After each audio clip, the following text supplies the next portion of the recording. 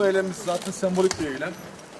Bölgemizde devlet zoruyla, devlet baskısıyla, dayatmasıyla köylerimizin yıllardır bölgede var olan isimleri değiştirildi. Bu halkın tercihlerine, bu halkın değerlerine yapılmış, devlet tarafından yapılmış bir saldırıdır. Bu saldırıyı biz bir devlet terörü olarak değerlendiriyoruz aynı zamanda ve kınıyoruz. Devletin halkın değerlerine, tercihlerine müdahale etmek gibi bir hakkının olmadığını düşünüyoruz. Böyle bir hak devlette olmadığı için de bu alanda yapılan her türlü girişimler bir baskı ve dayatmadan, hukuksuzluktan başka bir şey değildir. Biz Roboski'ye kendi ismini iade etmek istiyoruz. Kendi ismini iade etmek için bu sembolik eylemimizi yapıyoruz.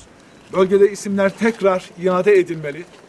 Bu halk, bu coğrafyada yaşayan, bu coğrafyada büyümüş insanlar bölgelerine ne ad veriyorlarsa köylerin adları da, bölgelerin adları da, dağların, taşların adları da o olmalıdır.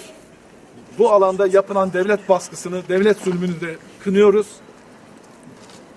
Ana dilde de, bölgenin dilinde de, coğrafi dillerde de özgürlük istiyoruz.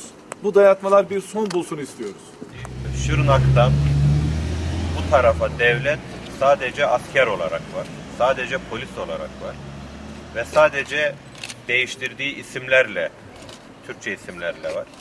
Roboski 34 hem bir ismin iadesi hem de yaşanan bir katliamın bir daha unutulmamak üzere zihinlere kazınması amacıyla yapılmış bir eylemdir.